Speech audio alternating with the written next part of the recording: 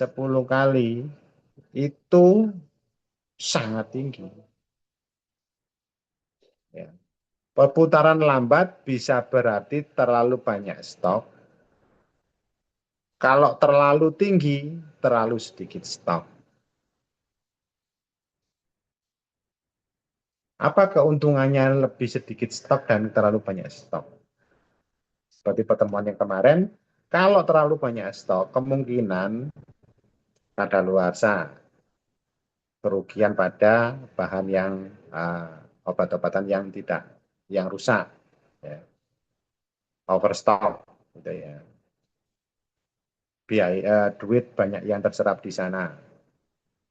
Kalau terlalu sedikit, opportunity cost-nya hilang, kesempatan mendapatkan uh, opportunity uh, sales itu, pendapatan itu akan hilang jikalau persediaan tidak ada, pelayanan tidak ada. Jadi hal-hal yang ini tadi, rasio efisiensi tadi, mulai dari rasio biaya operasional, pendapatan, masing-masing punya parameter. Lah, pendekatan-pendekatan efisiensi ini bisa dimulai dari uh, gambar 5 pemborosan atau lean hospital. Pertama adalah menunggu, waiting. Ya, pasien menunggu lama untuk datar, diperiksa atau diambil tindakan. Ini merupakan pemborosan. Gerakan tidak perlu, uncertainty motion, perawat atau dokter harus berjalan bolak-balik mencari alat untuk mencari alat atau berkas-berkas yang dibutuhkan. Tidak perlu pemborosan. Proses over processing, ya, proses yang berlebihan. Ya.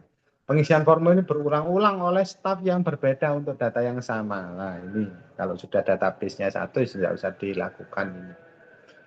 Persediaan berlebihan, action inventory, obat yang ada luarsa, nah, kemungkinan terus rusak, handling cost-nya juga tinggi, biaya penanganan bahannya juga tinggi, duit yang diinvestasikan juga yang mandek akan banyak.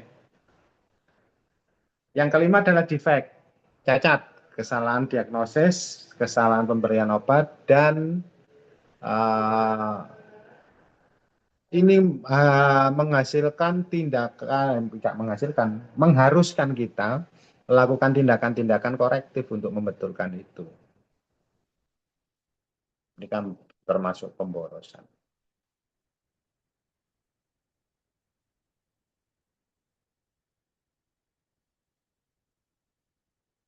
Nah, ini kita coba simulasi activity based costing pada instalasi bedah.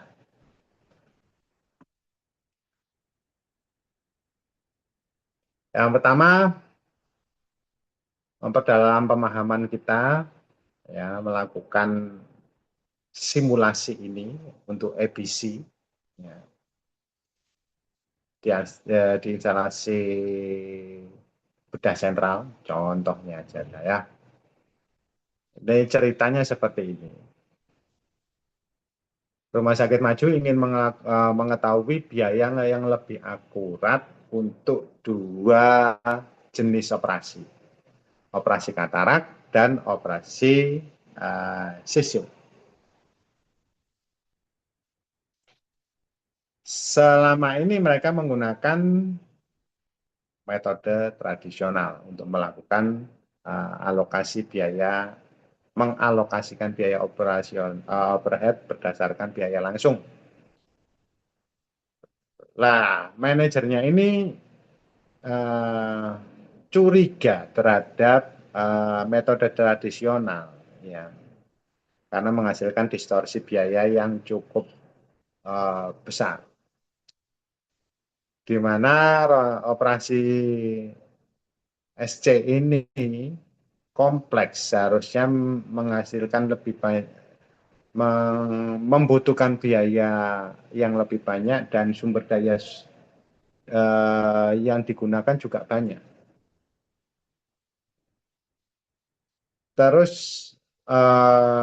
sumber daya yang langsung maupun tidak langsung itu juga di SC itu banyak sekali yang dibutuhkan. Waktu persiapan, anestesi, waktu sterilisasi. Antara SC dengan katarak bedanya hanya sedikit.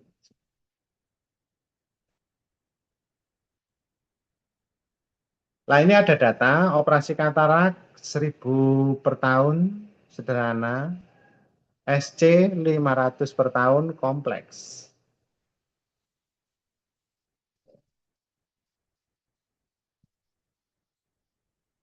Nah, biaya langsung pada katarak, ya, katarak dengan 1000 pasien, ya.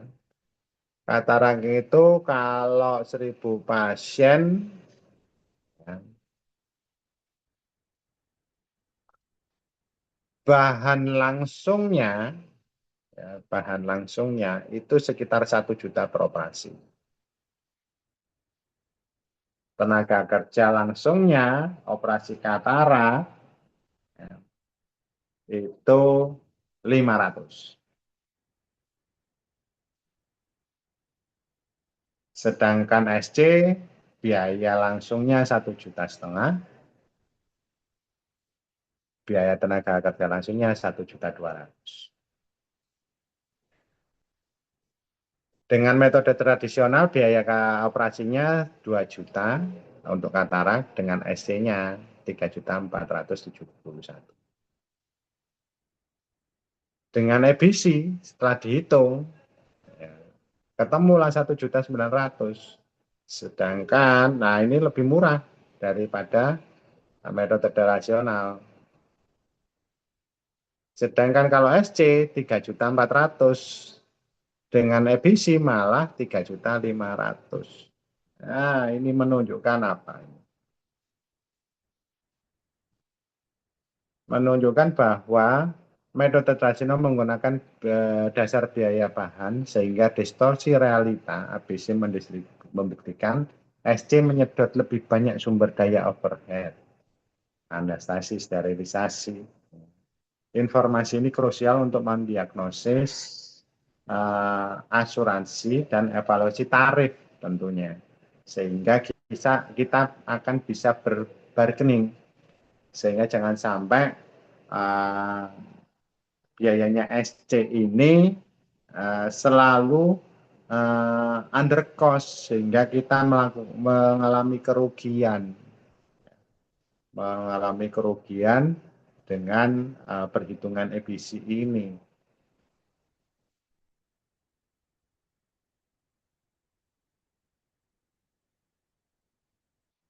Nah, informasi ini harus segera diberikan kepada pihak asuransi atau BPJS untuk menegosiasi ulang tarif di SC maupun di katarak.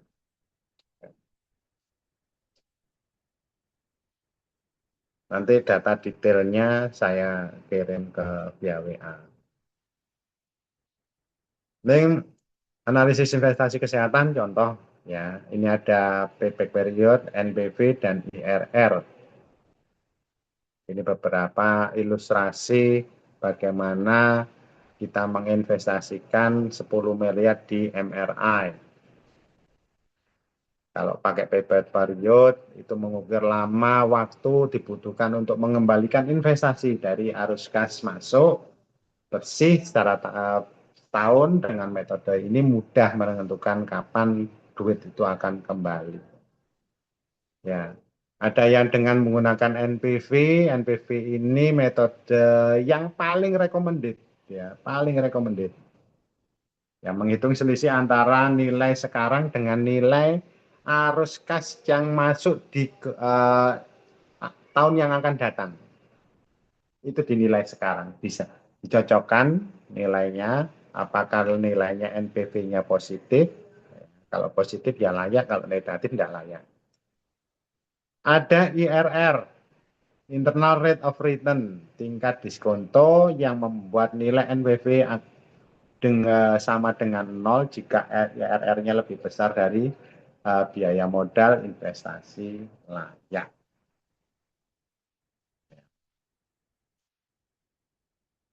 Ini kita contohkan ilustrasinya.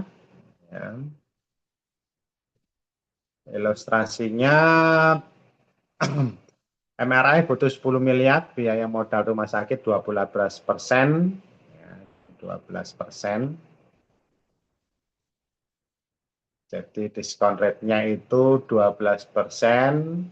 Proyeksi arus kas bersihnya selama 5 tahun, pendapatan dikurangi biaya variabel.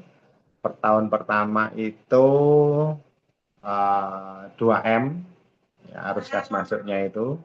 So, tahun ke-0 itu investasi 10 miliar negatif, ya, tahun kedua 2 miliar, tahun pertama 2 miliar, tahun kedua 2,5, tahun ketiga 3 miliar, tahun keempat 2,5 miliar, tahun kelima 3 miliar. Itu terdiri dari 2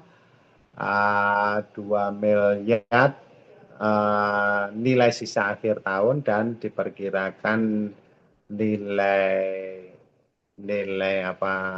asetnya itu sekitar 1 miliar.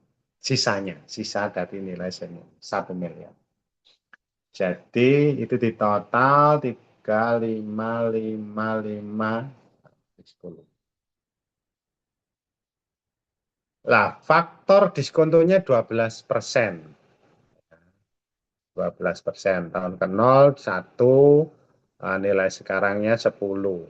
Nah, didiskontokan, faktornya didiskontokan 2%, 0,8 dikurangi 12% terus ke belakang. Sehingga nilai NPV totalnya min 0,79. Min 0,079. Artinya negatif 790 juta. Dengan proyeksi ini, investasi MR tidak layak secara finansial. Rumah sakit mungkin perlu negosiasi harga, mencari skema sewa ataupun memproyeksi volume yang lebih tinggi. Ya, volume yang lebih tinggi atau negosiasi ulang dengan harga dan lain sebagainya. Lah, di era digitalisasi yang sekarang ini, ya, pengelolaan biaya tidak lagi menggunakan manual, tapi dengan digitalisasi, kunci data, SDM, pencatatan biaya yang akurat, ya, dan kesesuaian SDM ini menjadikan rumah sakit kita, ya, dengan digitalisasi ini, sistem informasi manajemen rumah sakit akan lebih kuat, terpantau, ya, terpantau jikalau terintegrasi.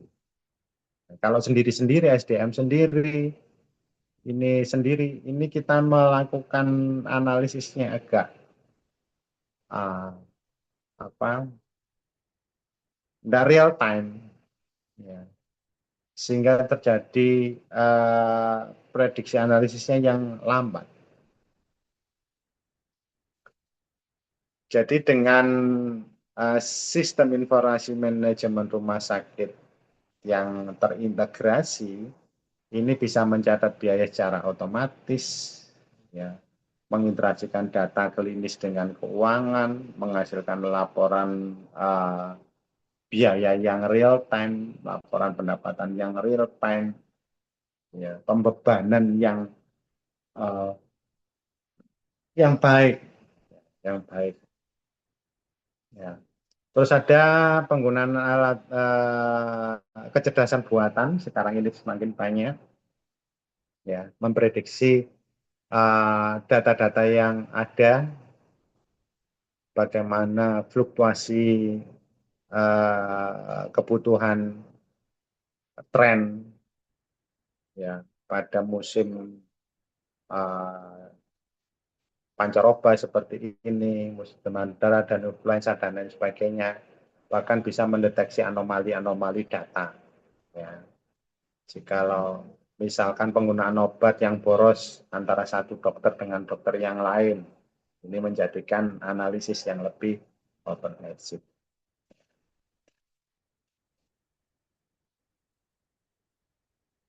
Nah, tentunya dengan strategi pengendalian berkelanjutan, ya, ini memberikan uh, apa ya, budaya berorganisasi yang lebih bagus. Jadi semua staf dokter hingga petugas yang paling rendah itu memahami bahwa rumah sakit uh, memiliki sumber daya yang terbatas dan setiap rupiah yang dihemat dalam penghematan efisiensi itu bisa digunakan untuk meningkatkan layanan dan investasi, ya, tujuannya untuk kemajuan rumah sakit.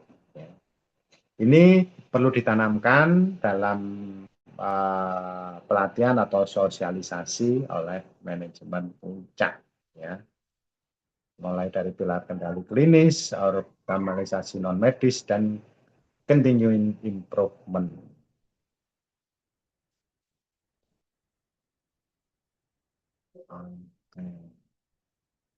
Oke, sampai sini ada yang ditanyakan?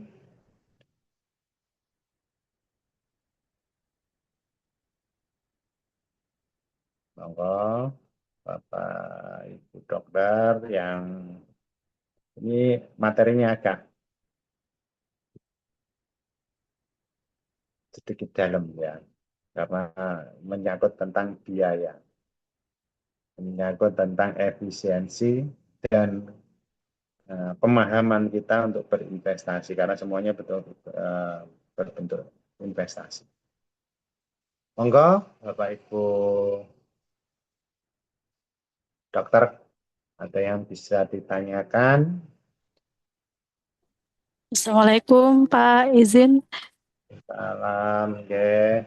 Nggih, Pak, sharing mawon nggih terkait untuk Iya. ini apa untuk menghitung BEP terkait alat medis yang mahal ya Pak ya. Kan Ah, seringkali hasilnya menunjukkan waktu balik modal itu sangat lama jika tarifnya kita iya. buat terjangkau, nggih, terjangkau. Ya. Terus dalam akuntansi manajemen di rumah sakit, apakah BEP itu harus selalu menjadi penentu utama dalam pengadaan alat medis yang harganya mahal, Bapak? Hmm. Yes, terus yang Ah, ini, Bapak. ya. Yang kedua, terkait sekarang implementasi JKN, Pak, terkait sistem inasi Hmm. bijis, rumah sakit kan mengalami kayak negatif margin gitu, pada kasus-kasus kompleks dalam akuntansi manajemen. Sebaiknya rumah sakit itu fokus pada subsidi silang antar unit pelayanan atau ada strategi analisis dalam perilaku biaya yang lebih spesifik untuk membantu rumah sakit itu bisa survive tanpa harus menolak pasien dengan kasus yang berat, Bapak. Itu mawon Bapak Hmm. pertanyaannya, matur suwun. Oke, terima kasih, Dokter Lailatul. Jadi yang pertama tadi tentang IRR atau BEP-nya, ya, memang relatif selalu, karena investasinya di rumah sakit itu kan alat-alat yang memang tidak dibikin massal, ya. Kenapa alat-alat kedokteran itu nilainya sangat fantastis, tidak seperti barang-barang yang lain yang memang diproduksi massal. Karena produksinya cuma sedikit dan high tech, ya. Kenapa harganya bisa mahal? Karena risetnya itu tidak sebentar dan lama, investasi untuk riset itu lama, sehingga nilainya tinggi. Lah, menentukan kalau misalkan, ya, memang alat itu dibutuhkan untuk menyelamatkan pasien yang ada. Ya. Jikalau kita punya sendiri, tidak akan kita rujuk ke pihak ketiga atau rumah sakit rujukan. Lebih baik gimana Mbak, kita beli meskipun harus rugi, tidak masuk dalam hitungan akuntansi biaya. Lah, selama ini yang paling penting ya, harapan saya dalam investasi, kita lihat investasinya itu kira-kira untuk alatnya itu 5 tahun lagi, itu paling enggak 5 tahun ya, 5 tahun lagi itu akan muncul versi yang lebih tinggi lagi atau tidak. Kalau kemungkinan muncul alat itu lebih tinggi, ya, dengan perkembangan teknologi itu akan ada uh, revolusi, alat itu akan semakin canggih dan semakin teliti dalam hal mendiagnosa. Kalau tidak punya alat itu, kita tidak bisa melayani pasien. Punya alat itu, kita balik modalnya itu lama, lebih dari 5 tahun sampai 7 tahun. Lah keputusannya kalau membeli, selama itu ada uh, investasinya masuk ya dan tidak merugikan rumah sakit secara tanda kutip itu merugikan sekali. Tapi dengan tujuan dari rumah sakit itu kan untuk pelayanan, ya tetap harus memiliki itu. Akhirnya mungkin ada subsidi silang antara satu bagian dengan bagian divisi dengan divisi lain. Secara keputusan dari rumah sakit akan nasib bagus. Nah, itu yang alat. Alat, investasi pada alat. Memang itu faktor utamanya itu. Kalau bisa sewa, lebih baik sewa. Karena kalau faktor faktor pergantian teknologinya itu cepat, lebih baik sewa daripada beli. Kita bisa menghitung tingkat pembebanan biayanya bisa. Terus yang kedua, Dokter Laila tadi untuk tarif ya, tarif dengan tindakan yang kompleks pasti rugi, pasti rugi. Daripada rugi kita rujuk gitu kan, kita rujuk ke taruh kompleks itu kita rujuk ke rumah sakit yang lain. Selama ini kalau apa namanya ya, dengan keadaannya sekarang, kalau tingkat frekuensi dari uh, penanganan yang khusus itu sangat tinggi, itu juga akan merugikan rumah sakit, membahayakan keadaan rumah sakit.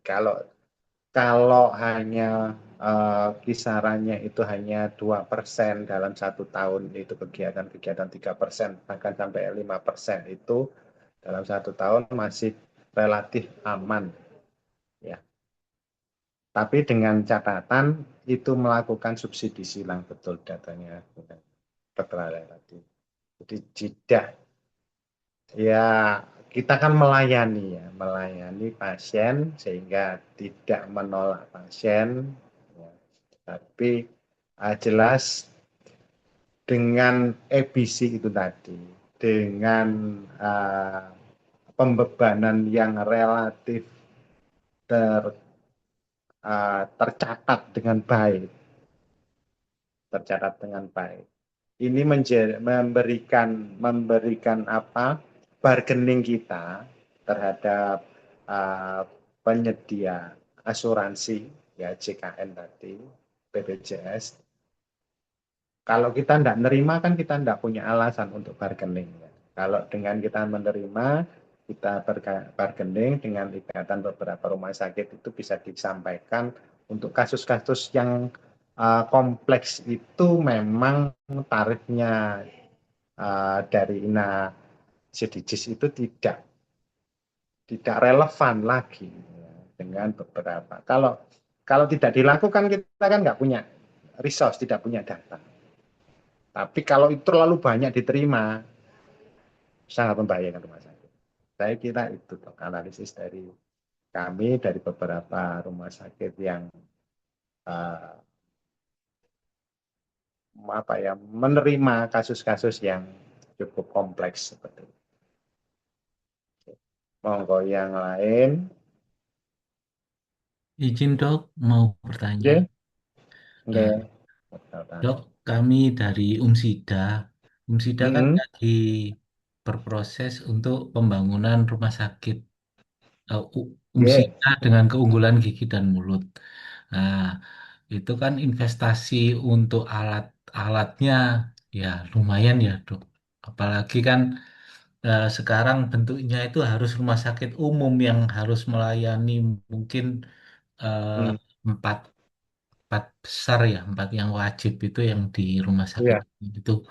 Nah, kemarin kami sudah eh, apa ya hitungannya berunding dengan tim task force-nya yang di UMSIDA itu beberapa alat itu kita belinya mencicil ya selama mungkin 2 atau 3 tahun. Tapi yang alat besar mungkin sekelas CT scan atau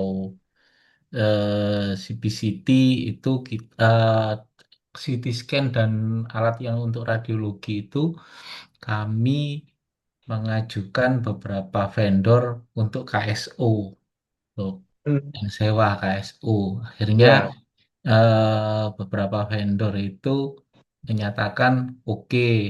Nah, untuk idealnya dok, eh, Mm-mm. idealnya untuk KSU yang eh, untuk kami yang hitungannya belum bisa dihitung ya satu pasien per harinya itu berapa. Iya. Dan mereka juga, loh dok kok ini kan baru, Gus. Nggak apa-apa, kita memang butuh. Nah, idealnya mereka akhirnya memberi, ya mengabulkan ya, kita hitungannya juga istilahnya minta dengan benar-benar, akhirnya mereka bersedia untuk KSO dan mereka apa ya mensyaratkan mungkin operatornya dari pihak mereka. Jadi untuk Hmm. perawatan dan apa dan apa ya Operatornya ya. ya operatornya itu mungkin dari pihaknya mereka. Jadi Hmm. keawetannya itu mereka juga bisa sama-sama menjaga. Dan Ya. untuk menurut jenengan dok, untuk presentasi KSU yang ideal gitu dengan rumah sakit yang baru gitu di angka berapa gitu. Nah, ini karena masih baru ya. Ya Oke. rumah sakit umum daerah saja yang baru-baru itu aja masih belum bisa menentukan ya karena kan pemerintah kan enak ya di dropping kan. Kalau kita swasta Iya, itu kan harus memperhitungkan itu ya. Prostensasi dari sharingnya ya kan. iya, biar Sharing kami atau juga apa ya, dok, biar dia lumayan terbantu dan berkembang dan mereka hmm, juga kan baru ya, Pak. Mereka juga membantu kita karena kita kan memang ya benar-benar baru itu satu harinya enggak. dapat berapa pasien kita kan Nah, juga itu enggak. kan ya perlu. Ya, kita juga harus memahami vendor yang Ya, itikatnya kan membantu rumah jadi sakitnya Umsida agar layak untuk dijadikan rumah sakit pendidikan itu kan. ya, jadi Nah, dengan win-win beberapa solutionnya gitu dok. ya memberikan win-win solution. Tapi dengan estimasi itu tadi bisa memberikan estimasi enggak jenengan kira-kira Ya, kira-kira eh, tingkat eh, apa penggunaan alat itu dalam satu bulan atau satu periode berjalan itu berapa, kan bisa belum belum pasti muncul kan itu ya dok Iya, ya. iya Untuk dong. ya belum pasti muncul, jadi paling tidak win-win solutionnya ya kita belum tahu keadaan seperti apa ya eh, operasionalnya yang akan berjalan. Paling mudah menurut saya itu memang sharing profit itu tadi. Idealnya karena beban yang paling besar itu kan di vendor sebetulnya. Betul. Beban yang paling besar itu di vendor. Kita kan hanya penyedia layanan, kita kan Tempat. tempat saja, Ya, kayak tempat saja tujuannya. Kalau kalau ada tempat, meskipun ada alatnya, tapi tidak ada tempatnya untuk pasien itu berkunjung kan ya tidak fungsi alat itu kan, betul, nggih, dok. tidak fungsi kan dengan itu bargaining itu eh, tentunya relatif ya, relatif itu bisa nanti dihitung lagi antara 60-40, 30-70. Kemarin mereka mengajukannya 30-70, bro. Iya, Dok. saya arrangement saya itu 30-70 dok. Nggih, karena Ya. belum belum. Ah, cuman Iya, dok gini dok. Dok. nggih. Um, sebaiknya perjanjiannya untuk sewa menyewa terkait sharing profit itu akan bisa dievaluasi tiap tahun dok. Oh, nggih, Khusus ada untuk itu dok. klausul kayak begitu, nggih. Ada klausul itu dok. Jadi Siap. jangan jangan jenengan klausul langsung 5 tahun blek gitu, jangan. Ada klausul yang untuk negosiasi sharing profit itu bisa ditinjau setiap tahunnya berdasarkan data yang itu. Jadi enggak keuntungannya enggak ke sana semua, bisa digiring ke vendor semua, bisa nanti oh ternyata rame ya, rame sehingga alat itu sangat menguntungkan sekali gitu loh dari tingkat itu. Nanti rumah Siap. sakit sehingga rumah sakit yang punya pasiennya malah nggak dapat apa-apa kan dengan 30-70 misalnya kan gitu Nah, dok ya. makanya itu, dok. Nah itu Ya, betul. sebaiknya Nggih. klausul itu dimunculkan dok untuk Siap, siap. mengatasi karena kan kita belum belum punya rekor kan karena Punya, masih belum baru. punya data untuk bergen, dok, kita. Betul.